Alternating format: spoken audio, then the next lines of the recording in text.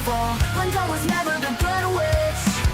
Gossip and spreading rumors will be your downfall. She threw her into the dead ditch. Jealousy makes you lose everything, that's the cost. How about you just stay in the land of the lost? Besties with the witch of the west. Hate on us, but you're still obsessed.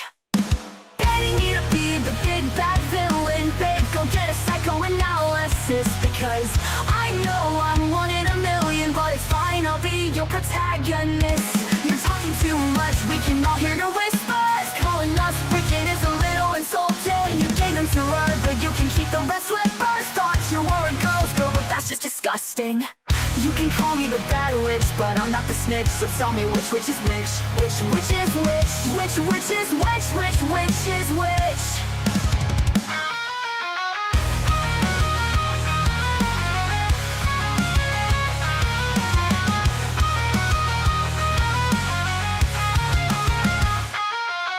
Mirror on the wall, who's the saddest one of all? Glenda was never the good witch.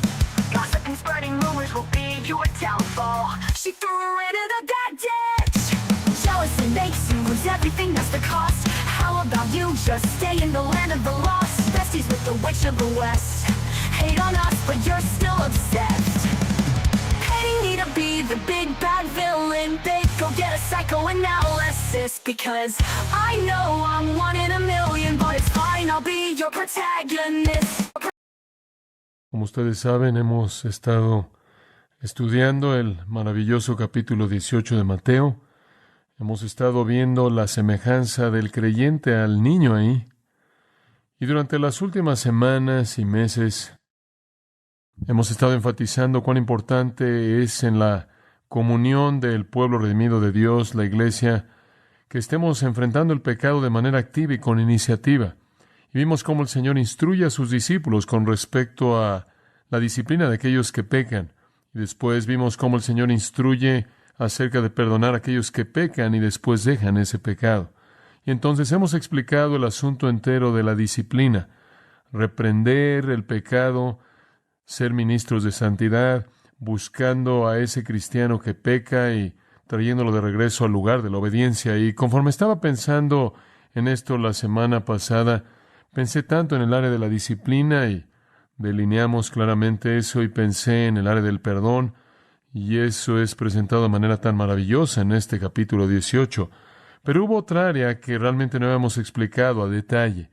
Y el capítulo, este es el capítulo 18 de Mateo, no explica eso tampoco a detalle, y ese es el ministerio de la restauración. ¿Qué hace usted cuando alguien peca? Usted los disciplina. ¿Qué hace usted cuando se arrepienten y se vuelven de ese pecado? Usted los perdona en el sentido pleno. Después, ¿qué hace usted después de que son perdonados? Los restaura. Usted los toma de regreso al lugar en el que estaban antes de que cayeran en el principio. Y el ministerio de la restauración me parece ser ese eslabón vital y final en el proceso de nuestros pensamientos. Ahora, con eso en mente, quiero llevarlo a Gálatas capítulos 5 y 6 y sacarlo por un momento del libro de Mateo esta mañana y, sin embargo, mantenerlo en el mismo tema como lo hemos tratado en el Evangelio de Mateo. Supongo que sería suficiente que yo volviera a decir al repasar lo que hemos visto, que enfrentar el pecado en la iglesia es de una consecuencia grande. El Señor ha diseñado de tal manera su iglesia que la pureza de la iglesia es su preocupación grande. El apóstol Pablo habla de querer desposar a Cristo, a una virgen pura. Él escribe a los Efesios acerca de la importancia de no tener comunión con aquellos que ejecutan las obras de las tinieblas. Él le dice a los Corintios, cuando encuentren a alguien en su asamblea que está en pecado, sáquenlo. Es una prioridad muy elevada el enfrentar con el pecado dentro de la familia de Dios. Como Pablo dijo en 1 Corintios 5, un poco de levadura leuda toda la masa. Y entonces una iglesia pura es la gran preocupación de Dios. Y hemos estado viendo cómo, debido a eso, es esencial que enfrentemos el pecado, mediante la disciplina y después mediante el perdón y ahora mediante la restauración. Ahora, con eso en su mente, permítame llevarlo a Gálatas y quiero leer comenzando en el versículo 26, el cual es el último versículo del capítulo 5, y realmente debería ser el primer versículo del capítulo 6, creo yo, y leeré hasta el capítulo 6, versículo 6.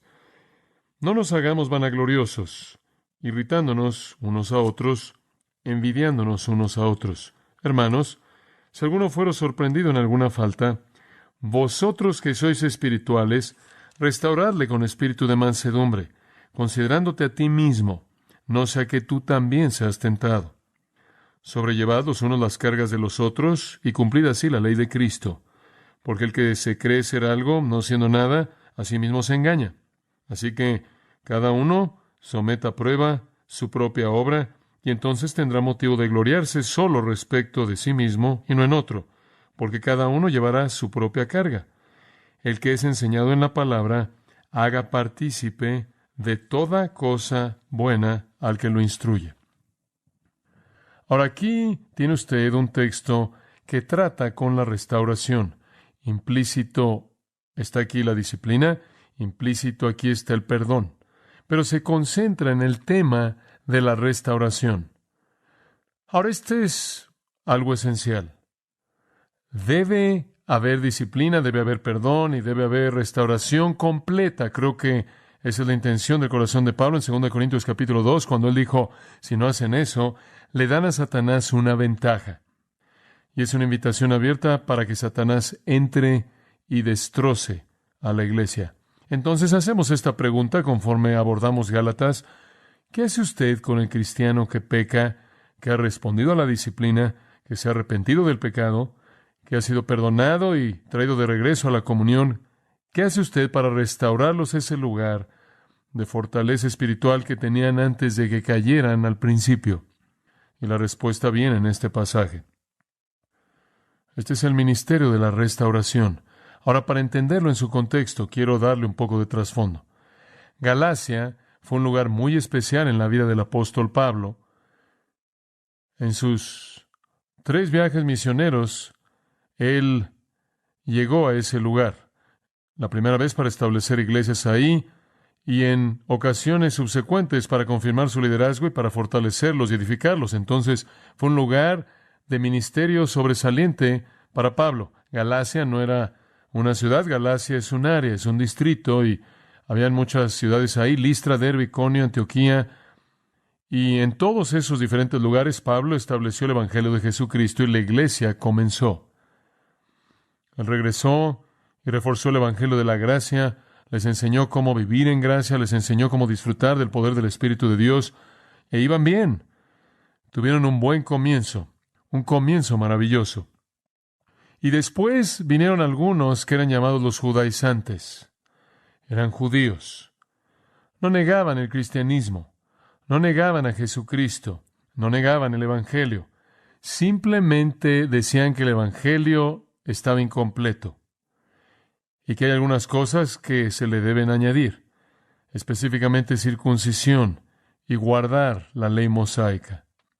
Y le dijeron a esos cristianos gálatas, realmente no son cristianos y realmente no están en el reino, porque son gentiles que no están circuncidados y no están caminando conforme a la ley de Moisés. Y entonces les impusieron legalismo judío y de esta manera los conocemos como los judaizantes. Básicamente, enseñaron 3 cosas y las vemos señaladas en esta carta. Número 1, enseñaron que Pablo no era un apóstol legítimo autorizado. Y tenían que enseñar eso porque la mejor manera que sabían para desacreditar su enseñanza era desacreditarlo a él. Si podían demostrar que él no era un apóstol en absoluto, entonces podían comenzar a partir de ahí a desacreditar la enseñanza de él. Y entonces atacaron su apostolado. Y esa es la razón por la que Gálatas 1 y 2 son escritos para defender el apostolado de Pablo. En segundo lugar, dijeron que la salvación era mediante la circuncisión, después la fe. La fe sola no era suficiente, también tenía usted que tener esa cirugía. Esa es la razón por la que los capítulos 3 y 4 fueron escritos, para responder a ese argumento y para mostrar que la salvación era por la gracia mediante la fe, independientemente de la circuncisión. Y en tercer lugar, los judaizantes enseñaron que la vida cristiana demandaba que se guardara de manera completa la ley mosaica. Y esa es la razón por la que los capítulos 5 y 6 fueron escritos, para responder a ese error. Ahora, obviamente, los judaizantes habían tenido un impacto. No hay duda al respecto y usted puede verlo en el fuego en los ojos de Pablo conforme escribe. Digo, no hay palabras amables en el sentido de que esta es la única carta que escribe en la que nunca reconoce a alguien por algo y no hay notas personales de qué hablar. Él simplemente los confronta. Y él sabe que han tenido un efecto y es señalado de manera particular en el versículo 1 del capítulo 3. Oh Gálatas insensatos, ¿quién os engañó? Versículo 3. ¿Son tan necios habiendo comenzado en el Espíritu ahora serán perfeccionados por la carne? Y entonces los llama insensatos 2 veces. Alguien los había engañado. Había habido un efecto profundo en ellos. Ahora, para cuando llegamos al capítulo 6, estos Gálatas insensatos que ahora en cierta manera estaban enredados en esta batalla de libertad, legalismo, esta batalla de ley, gracia, para cuando llegamos al capítulo 6, ya han oído bien a Pablo. Se les ha dicho una vez más, en términos muy fuertes, en el capítulos 1 y 2, que él de hecho era el apóstol de Dios, y también se les había dicho en los capítulos 3 y 4 que la salvación es por la gracia, más nada, mediante la fe. Y también se les ha dicho con mucha claridad en el capítulo 5 que la vida cristiana es una vida de libertad, no de legalismo. Y entonces podría ser que en este momento en particular que algo de la luz comienza a verse, se está disipando un poco la neblina, pero Pablo es un instrumento muy, muy astuto para que lo use el Espíritu de Dios y él está muy consciente del hecho de que en esa asamblea de los Gálatas, como un resultado del ministerio que él había tenido y el ministerio que tuvieron los judaizantes, habrá una división. Habrán aquellos que sean los espirituales, los maduros, los que están andando en el Espíritu, y después estarán los legalistas que tratan por la energía de la carne producir todas las cosas que supuestamente deben hacer como están presentadas en la economía mosaica. Y él ve ahí un potencial simplemente para despedazar las asambleas en Galacia. Él puede ver una batalla que está por venir, y división, y discordia, y separación. Y él sabe que tiene que enfrentarlo. Y entonces lo hace. Y de hecho lo que él dice es esto. Ustedes que son espirituales, los que están bien, los que entienden y están caminando en el poder del Espíritu, su responsabilidad es levantar a los que no lo están haciendo. Y Él establece para nosotros un principio de vida para la iglesia de Dios hasta que Jesús venga. Los fuertes cuiden de los débiles. Los espirituales cuiden de los carnales. Los que están de pie levanten a los que están caídos. La iglesia nunca fue diseñada para ser un lugar en donde usted va y es usted un espectador. No es un lugar en donde usted debe venir y ver la parte de atrás de la cabeza de alguien y simplemente irse y decir, Dios, ¿no estás emocionado porque vine? ¿Cumplí con mi deber religioso? La iglesia es un lugar en donde usted ministra el uno al otro juntos. Y sabe una cosa, será muy fácil para los Gálatas espirituales que realmente habían aceptado la doctrina de la gracia de Pablo y ahora eran reafirmados al leer esta carta maravillosa, el entender realmente que estaban libres en la gracia, no estaban libres para hacer algo mal, sino por primera vez tener libertad para hacer lo correcto, capacitados por el Espíritu Santo y entender la libertad que era suya en Cristo y que realmente eran espirituales y que en términos del versículo 16, capítulo 5, estaban andando en el Espíritu y en términos del versículo 22, manifestando el fruto del Espíritu. Y eran los espirituales y en cierta manera podían mirar hacia abajo a los que estaban mal de una manera condenadora. Y esa es una tendencia, como usted sabe. La gente espiritual es la gente más madura, la gente que quizás ha tenido el beneficio de buena enseñanza, que quizás ha tenido el beneficio de buenos ejemplos y buen legado espiritual, que han sido obedientes y en el pasado han caminado con el Señor. Algunas veces pueden llegar al punto en el que menosprecian a aquellos que no viven a su nivel espiritualmente. Y en lugar de ver eso como una oportunidad para el ministerio, se vuelve una oportunidad para la soberbia espiritual y una ocasión para la vanagloria, en donde usted en cierta manera se felicita a sí mismo por su espiritualidad. Y entonces él percibe eso. Y también existe ese potencial de que aquellos que son débiles y aquellos que tropiezan y aquellos que en cierta manera ven a los espirituales y los envidian y la envidia se convierte en amargura y celos y usted simplemente tiene una grieta en medio de la iglesia. Y entonces él sabe que deben unirse estos dos grupos. Él no quiere que los espirituales se enseñoreen de los carnales. Él no quiere que los fuertes se aprovechen de los débiles o los menosprecien, y Él no quiere que los débiles resientan a los fuertes. Él no quiere ver una división entre los espirituales y los carnales. Y entonces Él se adelanta en esta sección de Gálatas. Observa el versículo 26 del capítulo 5. Él acaba de concluir la afirmación de que si vivimos en el Espíritu y lo hacemos y somos cristianos, debemos andar en el Espíritu. En otras palabras, si nuestra vida, de hecho, está en el Espíritu posicionalmente, entonces debemos andar en el Espíritu prácticamente y vivirlo. Y después Él dice esto: no nos hagamos vanagloriosos, kenodoxos. Significa que usted piensa que tiene un derecho a reclamar la gloria. Usted piensa que tiene un derecho al honor.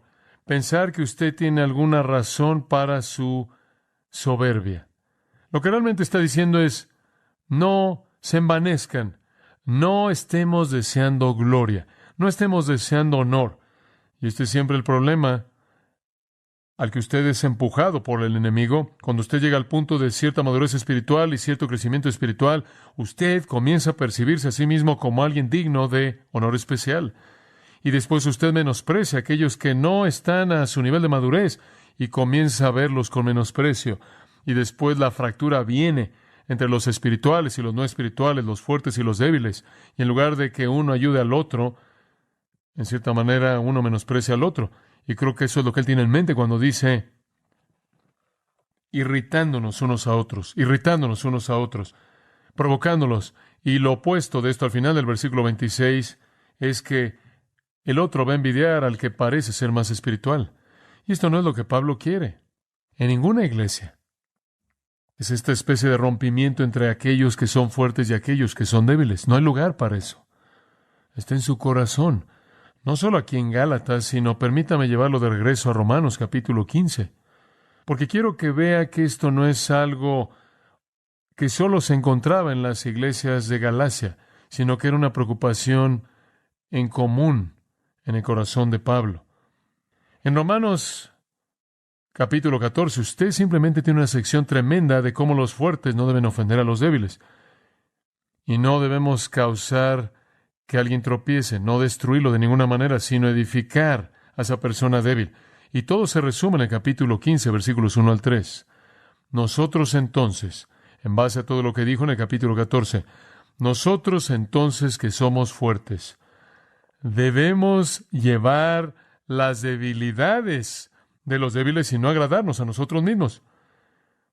Que cada uno agrade a su prójimo para su bienestar, para edificación, porque aún Cristo no se agradó a sí mismo, y usted puede detenerse ahí. Y Él establece ese modelo incomparable, y el modelo es ningún otro que Jesucristo mismo, quien no se enseñoreó sobre nosotros y tenía toda razón para hacerlo, ¿verdad? Sino que se inclinó para llevar las debilidades de los débiles. Y créame, si llegó a haber una dicotomía entre débil y fuerte, fue entre Jesucristo y nosotros, ¿no es cierto? Y entonces Cristo es el modelo, Él dice, y la actitud es que debemos llevar las debilidades de los débiles. Debemos encontrar esos creyentes que son más débiles. Debemos encontrar esos creyentes que luchan mucho con la carne y no menospreciarlos en vanagloria y provocarlos, sino ministrarles. Llevar sus debilidades. De esta manera evitar que nos vean hacia arriba y nos envidien y se pongan celosos y se amarguen. Y después quiero llevarlo a otro pasaje en Primera de Tesalonicenses capítulo 5, versículo 14. Pablo da esta instrucción a la iglesia tesalonicense. Ahora os exhortamos, hermanos, a que amonestéis a los ociosos, que alentéis a los de poco ánimo, que sostengáis a los débiles, que seáis pacientes para con todos. Sea que usted esté tratando con los ociosos, los débiles o los de poco ánimo, usted debe ser paciente, pero usted tiene que buscarlos, apoyando a los débiles. Eso, amigos míos, es la clave para la unidad de la iglesia. En lugar de que el creyente más maduro, que piensa espiritualmente, esté de pie en soberbia sobre los que pecan, que han caído, debemos ayudarles. Recibí una carta de unas 18 o 20 páginas esta semana. Honestamente, puedo decir que en todo mi ministerio nunca había recibido una carta como esa. Una dama en esa carta estuvo compartiendo su peregrinaje espiritual. Casi al llegar al final, ella dijo que fue una mañana a su baño. Ella era una madre de varios hijos, muy activa en una iglesia en la parte centro de Estados Unidos. Tomó una navaja y se preparó para cortarse la cara. Ella dijo: soy indigna, soy inútil, no valgo nada. Esta es una... Little saddened, why are you moving along? Moving along without me. Without me. Without me. You seem to be doing just fine without me. You're smiling all of the time without me. Your world keeps spinning round and round without you. I'm sad and I'm scared, that's why I frown. Tonight is so cloudy.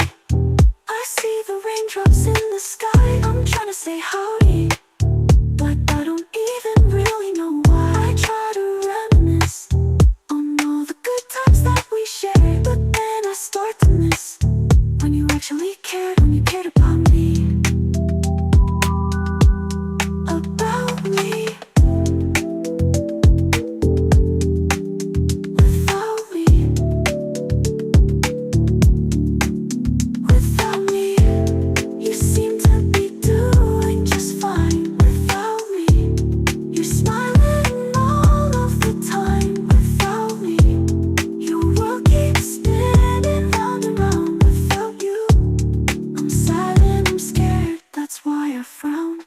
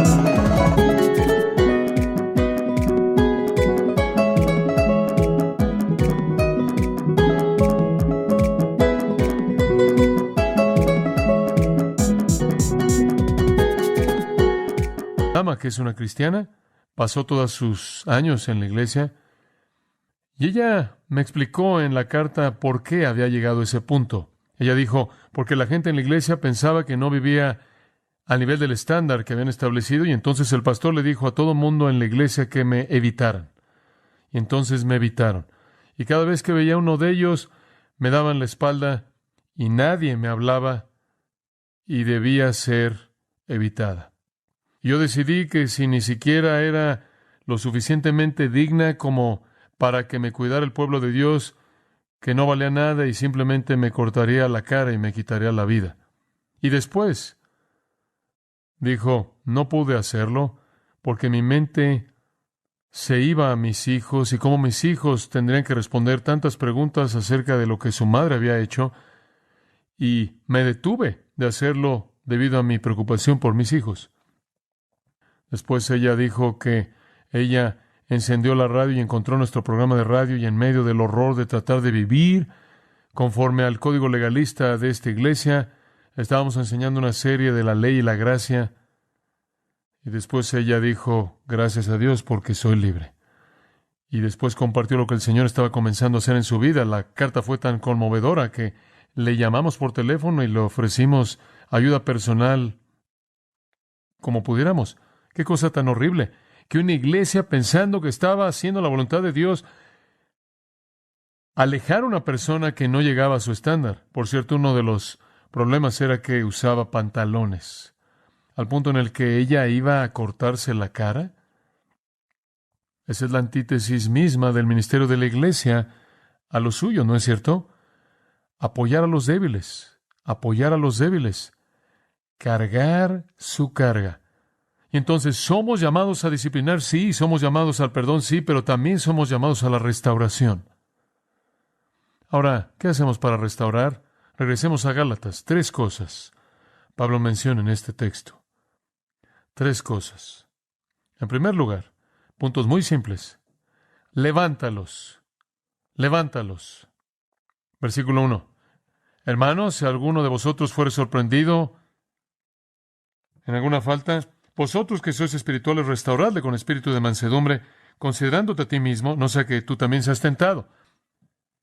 Ahora, el término hermanos indica que estamos hablando de la familia, así es como la iglesia se cuida a sí misma. Si alguno fuere sorprendido en alguna falta, la palabra falta aquí es la palabra paréptoma, significa tropezar, una caída. Y algunas personas piensan que es algo menos que un pecado. No creo en absoluto que sea así. No creo que es menos que un pecado. Creo que es un pecado. Y la gente dice, bueno, ¿por qué no usó la palabra hamartía, un pecado? ¿Por qué no usó la palabra anomia, una transgresión? ¿Por qué usó la palabra una caída aquí? Bueno, no creo que tiene nada que ver con teología. Creo que tiene que ver con el enfoque literario. Le está hablando de andar en el Espíritu. Versículo 16 del 5. Andad en el Espíritu. Versículo 25 del 5. Andad en el Espíritu. Y en el proceso de su caminar, usted resulta que caerse.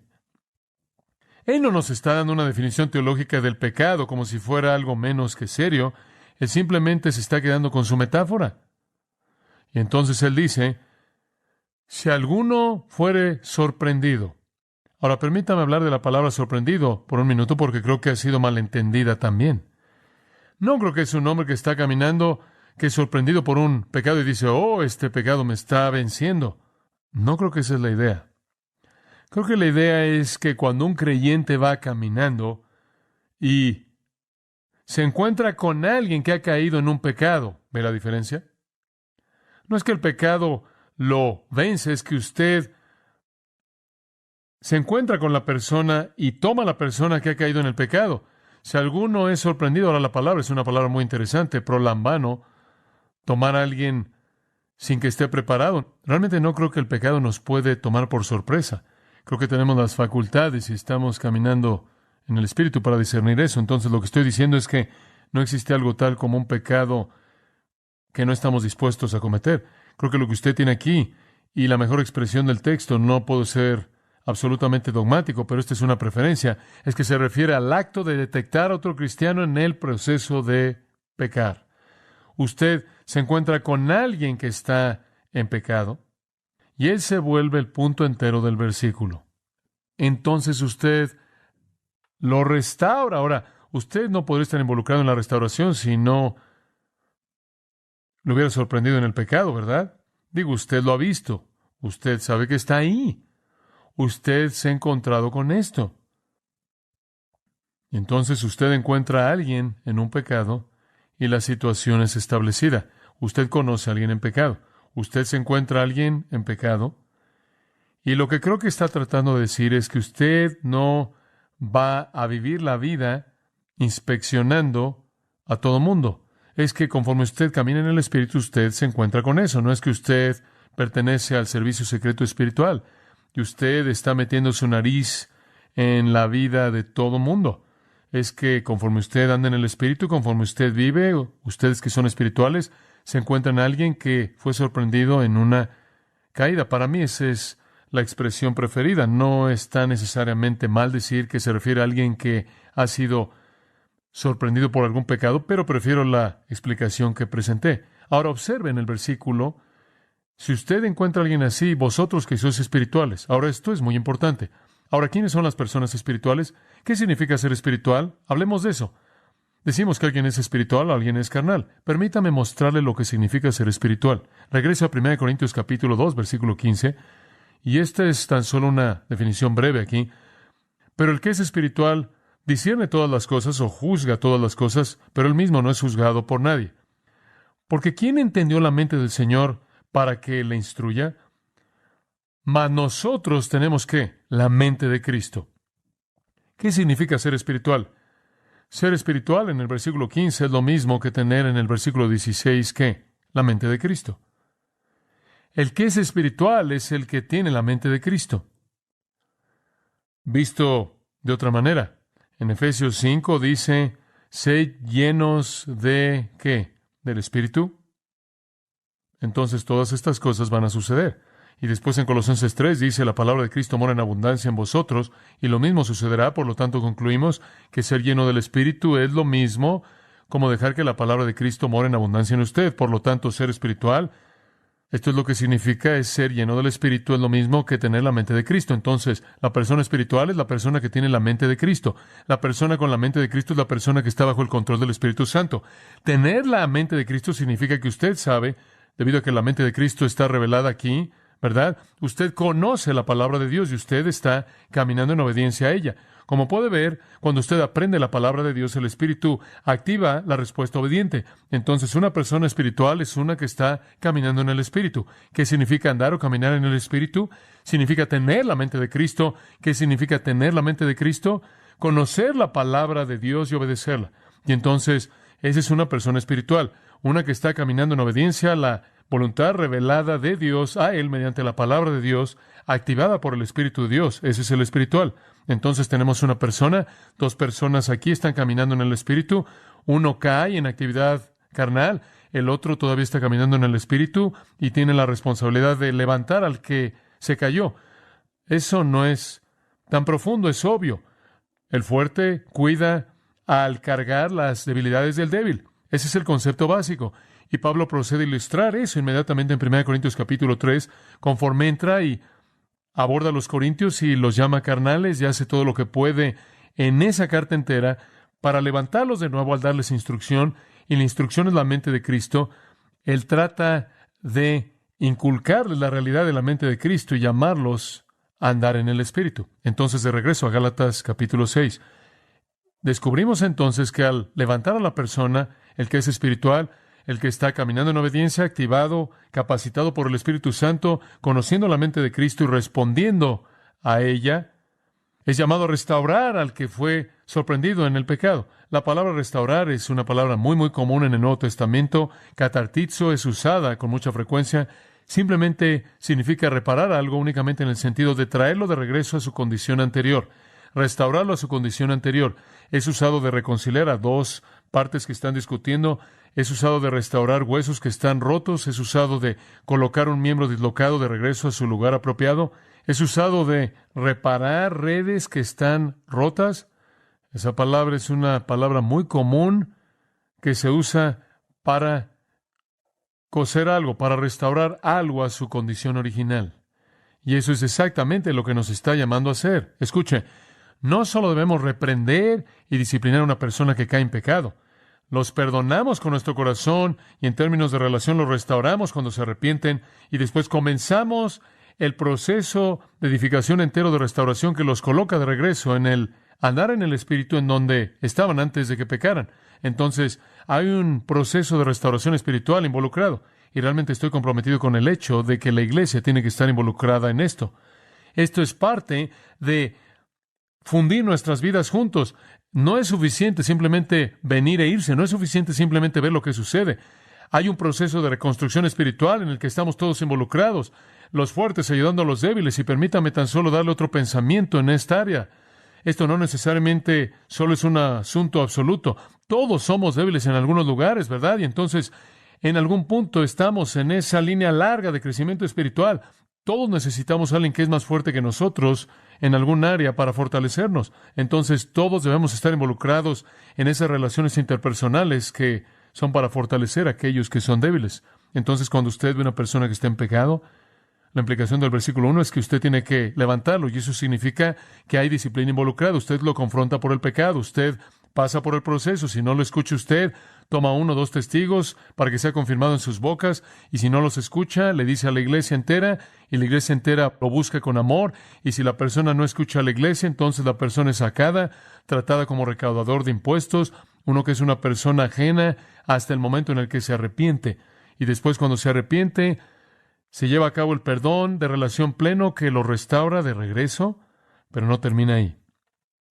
Después está el proceso completo de reconstrucción para restaurarlos al lugar en el que estaban antes. Ahora observe la actitud de esta persona que lo levanta, versículo 1. Espíritu de mansedumbre. El espíritu de mansedumbre. Humildad. Y de nuevo creo con todo mi corazón que Jesucristo es el modelo en esta área. En 2 Corintios 10:1, Pablo dice, yo, Pablo, os ruego por la mansedumbre y gentileza de Cristo. Cristo, quien vino a este mundo y vio a pecadores impíos, miserables, viles, desobedientes, ignorantes, y en silencio y paciencia nos espera para que regresemos al lugar que Él quiere que ocupemos, que desea restaurarnos a ese lugar que conocimos antes de que cayéramos. Y ese es el modelo. Y lo hacemos en un espíritu de mansedumbre. Nada más que nuestra mansedumbre cambia de eso a Cristo en un sentido, porque dice, considerándote a ti mismo, no sea que tú también seas tentado. Y en eso añadiríamos esto, que debemos abordar esto entendiendo que podremos estar en la misma posición, ¿verdad? Mientras que Cristo no podría debido a su perfección, nosotros sí podríamos. Y antes de que usted se ponga de pie y se considere como espiritual y muy maduro en términos de su peregrinaje hacia la perfección, usted nunca debe llegar al punto en el que usted menosprecie a alguien más, sino que más bien se inclina para ayudar a alguien más en humildad, lo cual es lo que esa mansedumbre significa, reconociendo que usted podría estar en esa misma situación porque usted no está exento tampoco de eso. De hecho, va a llegar usted tarde o temprano porque el pecado vive en usted. No hay lugar para la soberbia y vanagloria espiritual. No hay lugar para que la gente piense que es mejor que otra. Debe haber mansedumbre cuando consideramos que nosotros también podríamos caer. En 1 Corintios 10, Pablo ha dado, es una ilustración maravillosa del pueblo de Dios, Israel, cómo fueron sacados de Egipto. Versículo 1 habla de que ellos pasaron bajo la nube y por el mar y estuvieron en el desierto y fueron guiados por la gloria de Dios, Shekinah, y ellos, claro, entraron a la tierra prometida, y habla de cómo Dios los llevó por el desierto antes de eso. Pero dice, con toda la bendición de Dios, algunos de ellos cayeron en fornicación. Ahora estas son personas con mucho privilegio, pero estas personas con mucho privilegio pecaron. Ahora observe el versículo 11. Ahora todas estas cosas le sucedieron como ejemplo, y fueron escritas para nuestra instrucción, sobre quienes los fines de los siglos han venido. Por tanto, así que el que piense estar firme, mire que no que caiga. No os ha sobrevenido ninguna tentación que no sea humana, y él procede a hablar de la manera de escapar, pero usted nunca debe llegar al punto en el que usted piensa que es invencible. Necesita haber una mansedumbre muy, muy básica en nuestra personalidad y nuestra actitud de corazón que dice, cuando ve a alguien más pecar, no voy a estar envanecido de manera arrogante y enseñorearme de esa persona, voy a estar agradecido con Dios porque mi propia vida no está marcada así por el pecado. Entonces los levanta. Y esté dispuesto a agacharse para levantar a alguien, sabiendo que usted podría ser el que necesita ser levantado, y tarde o temprano así será. Aunque su pecado quizás no sea el mismo que ese, habrá un pecado también del cual usted también necesitará ser restaurado. Segundo punto, el primero es levántelos. El segundo, sosténgalos. Y eso está en los versículos 2 al 5. Es un pasaje hermoso. Sobrellevad los unos las cargas de los otros y cumplid así la ley de Cristo. La palabra sobrellevar significa cargar, sostener. Lo que sea que realmente es una carga, sosténgalo para ellos. Ahora dice usted, ¿qué quiere decir él con esto? Sobrellevad los unos las cargas de los otros. La idea de nuevo es el caminar.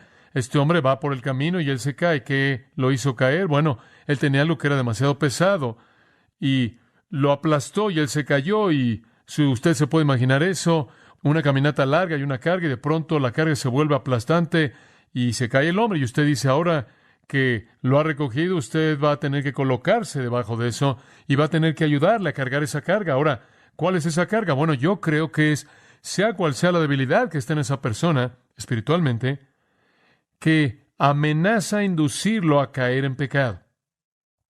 Sea cual sea el tipo de apertura que hay ahí en este tipo de su vida, sea cual sea la entrada que Satanás puede encontrar, sea cual sea la debilidad de personalidad, o sea cual sea lo que tiende a ser su talón de Aquiles, es donde usted tiene que colocarse y cargar la carga porque él no puede cargarla solo. Tantas veces una persona va a pecar, se va a arrepentir, ser perdonado y va a ser traído de regreso a la comunión y después nadie se molesta por colocarse debajo de la carga y después están cargando la misma carga de tentación en la misma circunstancia difícil que estaban cargando antes y simplemente vuelven a caer. Un hombre vino a verme, un joven, él dijo, él estaba desencajado, estaba turbado. Él tenía lágrimas y me dijo, he entregado mi vida a Cristo, pero dijo, fui un homosexual antes de que era salvo y dijo, he tenido problemas terribles. Él dijo, sigo tropezándome de regreso y metiéndome en relaciones. Y él dijo, y me arrepiento y le doy la espalda a eso y le pido a Dios